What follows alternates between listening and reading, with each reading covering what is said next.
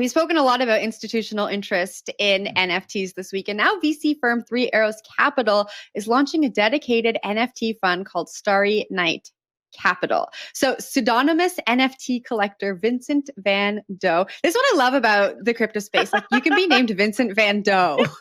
Tweeted that he's teamed up with the fund and said, our thesis is simple. We believe the best way to gain exposure to the cultural paradigm shift being ushered in by NFTs is owning top pieces from the most desired sets. So similar to what Visa was saying, I know Budweiser is also getting into the NFT space. We had a little debate on the show on if they were an institution, and I think we all agreed that, Will, yes, they are. So, Will, I'm going to kick this to you first. What do you think of the Starry Night Fund?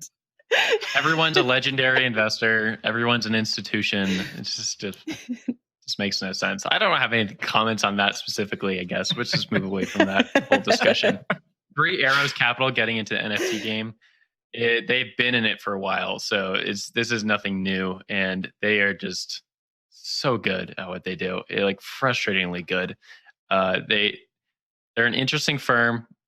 Specifically, like Suzu, there is the head trader, and they make some pretty prescient moves as well. They're very dominant in the DeFi space beforehand.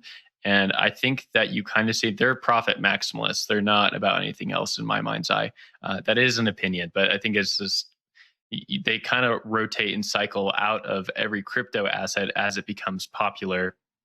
And they do it in a very effective way. If you look at the leaderboard, for example, in Bitfinex, they're right up there in the top for Bitcoin trading, also in the DeFi game. And now they're kind of cementing their position as a top NFT dog with this fund. So it's not surprising to me, but it does show you that cryptocurrency, the landscape itself, is kind of turning into similar wavelengths that we see with traditional finance, where the top players kind of group together and then they dominate the industry. So that's my takeaway from it. But I'm going to throw it down to Ben on your thoughts for the story. Yeah, a couple different thoughts. Vincent Van Doe reminded me of a really funny graffiti tag artist in my neighborhood called Blob Dylan, which is also just fantastic. I love the plays on words and all the senses of it. And two, I think that, it's really interesting when we're seeing institutional VCs get into this, right? Like, because the purpose of this is not to acquire great art. Let's be real. The purpose of this is to buy and then flip it. And I think that's really important to keep remembering. People talk about all the appreciation for NFTs and this is a really interesting idea. And we talked on this show about a couple different unique iterations of NFTs, but for the most part, people are just buying to flip. And, in that case, sure. Will, to your point, if they're chasing profits, that's the way to do this. This market is still frothy as all heck. And, we're going to continue to see it for the near future, at least. I thought it was dead. I thought it would die. I was wrong. On the other hand, too, I am thinking now about and remembering yesterday about a Reddit post on Am I the Asshole? About somebody proposing to his fiance or his girlfriend with an NFT and it going horribly, horribly wrong. And her crying. I love that you found an opportunity to bring this in. I've been thinking about it a little too much recently because I'm just like, why, my man, why? So anyway, listeners, don't do that. But, Three Arrows Capital, totally okay. maybe you can do it. Who knows?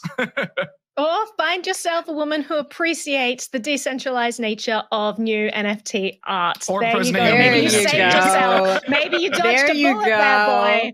I think that the NFT world, it's so fascinating to watch all of this. I love the play on words, Vincent Van Doe. You've got Starry Night Cap, all of this stuff. And then you've got NFTs that kind of troll people as well. It really is this great encapsulation, I guess, of this meme culture that we've developed on the internet that people just love. And it's something that older generations don't really understand. It's people who haven't grown up with the internet don't really understand. It's this new culture that's formed. And I love watching all of this play out. I think it's wonderful. But Jen, I'll throw to you. I actually have a question for you, Naomi. Now that we're seeing all this institutional interest in NFTs, and we're starting to talk about NFTs as an asset class, do you think the SEC and the CFTC are coming for NFTs? I think that they are going to be battling it out between the two of them to decide who gets to have jurisdiction over this, because it is going to be an area that, I mean, there's a lot of money in this. And so both of these governmental departments are going to want control over it. So I think, I mean, obviously, I don't think either of them should. And if we can get to a decentralized enough place, perhaps they can't even exercise that power. But I do think that there is going to be a battle for ground between those two areas of the government.